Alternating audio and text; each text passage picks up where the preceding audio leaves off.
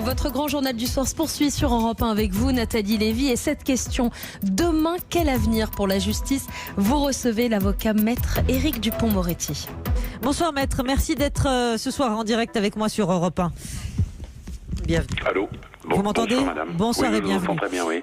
Alors vous avez signé hier dans le Parisien une tribune pour alerter sur le risque de renoncer au principe de justice en ces temps de crise sanitaire. Il est bon d'y revenir pour regarder demain, bien sûr, demain ce que sera la justice. D'abord pourquoi ce cri d'alarme?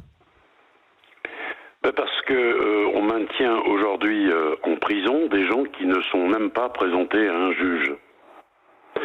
Les seuls qui peuvent priver un homme de liberté dans notre pays, c'est écrit dans notre Constitution, c'est les juges de l'ordre judiciaire. Tous nos auditeurs ne sont pas au fait, pardonnez-moi maître, tous nos auditeurs ne sont pas nécessairement au fait.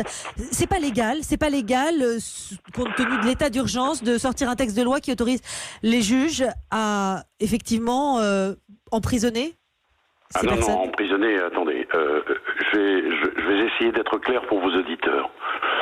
En France, personne ne peut détenir un homme, sauf un juge, de l'ordre judiciaire et dans des conditions particulières. D'accord, sinon ça s'appelle une séquestration et c'est un crime. Qu'est-ce qu'on a envisagé dans cette période de crise? On a envisagé que on pouvait maintenir en détention des gens qui n'étaient même pas présentés à un juge. Un juge. Voilà.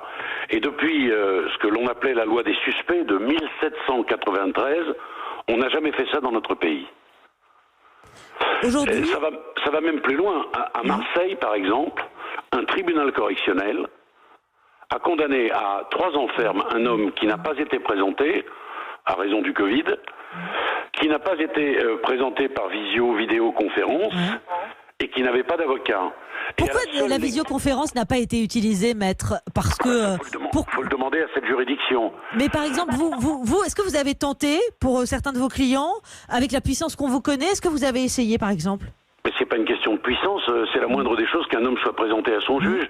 Qu'est-ce qu'on a fait ici? Et la visio a été refusée? On a permis à des juges, pardonnez-moi, on a permis à des juges de maintenir en détention sans qu'il y ait même une présentation, sans que les droits de la défense s'expriment.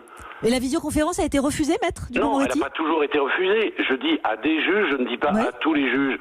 Mais ça pose aussi d'ailleurs la question de l'indépendance, puisque c'est une ordonnance du ministère de la Justice, et certains juges s'y sont opposés, en disant mais là on est en train de bafouer nos principes. Mais combien y a-t-il de cas, vous savez, aujourd'hui, maître Dupond-Moretti, combien y a-t-il eu de cas comme cela? Ah mais ça on le saura. Non, moi j'ai aucun moyen, aucun appareil de mesure. Mais ce que je sais, c'est que des décisions ont été prises sans que l'intéressé soit présenté au juge, sans que son avocat soit présent, et sans même qu'on puisse le voir par le truchement de la visioconférence. Voilà, c'est d'une arrogance judiciaire absolument insupportable. C'est contraire à tous nos principes. Et pour vous, c'est la porte ouverte à d'autres dérives maintenant qu'on est déconfiné? C'est-à-dire? Bien sûr. Je vais vous donner un autre exemple. Le procureur général de Paris a lancé l'offensive pour que maintenant, en cette période de Covid, en utilisant le Covid, on puisse composer des cours d'assises sans juré. Voilà, on y est. Or, le jury populaire, c'est une bouffée d'oxygène dans le corporatisme des juges. Et puis d'ailleurs, la justice est rendue au nom du peuple. Donc, il y a quelques bonnes raisons pour que le peuple participe à l'élaboration de cette justice. Eh bien, on a viré les jurés, on est en train de le faire. Ça, c'est un projet qui est fait par les... Laissez-moi, s'il vous plaît. Qui est fait par les juges pour les juges. Parce que les projets qui sortent de la chancellerie, c'est des projets qui sont préparés par des juges. C'est pas des énarques qui préparent ces projets-là. Mais maître, on était dans une situation extrême, à situation exceptionnelle, mesure exceptionnelle, non? Mais pourquoi mesure exceptionnelle? Pardonnez-moi, on peut très bien envisager de juger des gens avec des conditions sanitaires respectueuses de la santé des uns et des autres. Ça se fait dans un tas de lieux, non? On peut aller au supermarché, que je sache. On pourrait très bien envisager des salles d'audience qui soient aménagées. Bon, d'ailleurs, il y a des juridictions où ça va se passer comme ça. Mais la tentative est forte, si vous voulez. Je vais vous dire, c'est une période funeste pour les avocats. D'abord, on a supprimé le secret professionnel.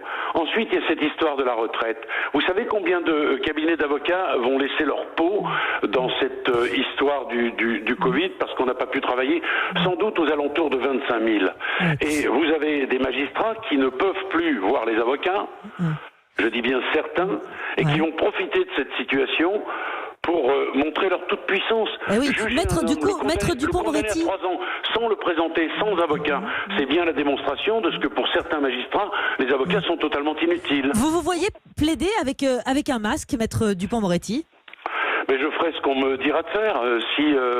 Écoutez, il vaut mieux plaider avec un masque que de ne pas être invité à la table judiciaire et que de ne pas participer au débat judiciaire. Voilà. Qu'est-ce que vous pensez de la solution présentée par le procureur de Paris, Rémi Hetz, qui entend classer sans suite un tiers des 4000 dossiers en correctionnel annulés pendant le confinement? Écoutez, il y a 10 000 détenus qui ont recouvré la liberté un peu plus tôt que prévu. Ce sont des gens qui ont été jugés en phase d'exécution de peine. C'était absolument nécessaire parce que les prisons auraient explosé. C'est le confinement dans le confinement que les prisonniers ont dû vivre. Je pense aussi d'ailleurs, j'ai une pensée pour eux, au personnel pénitentiaire. Quand même savoir, vous vous souvenez qu'au début, le gel hydroalcoolique était interdit. On avait peur que les prisonniers se saoulent, c'était ridicule. Ensuite, il y a eu des privations de parloir et donc les prisonniers n'ont pas vu leur famille. Ces gens-là se sont tenus, que je sache qu'il n'y a pas eu de mutinerie en France. Voilà, ils ont tenu avec beaucoup de dignité. On en a sorti quelques-uns. Moi, j'aurais souhaité d'ailleurs que le président de la République renoue avec cette tradition républicaine de la grâce présidentielle, de l'amnistie, bien sûr. Pourquoi, maître? Parce Elle a répondu, Nicole Belloubet. Ça permet parfois de juguler la surpopulation carcérale. Moi j'ai connu ça évidemment, puisque j'ai prêté serment en 84. La loi d'amnistie du 14 juillet, elle était attendue par tous les détenus.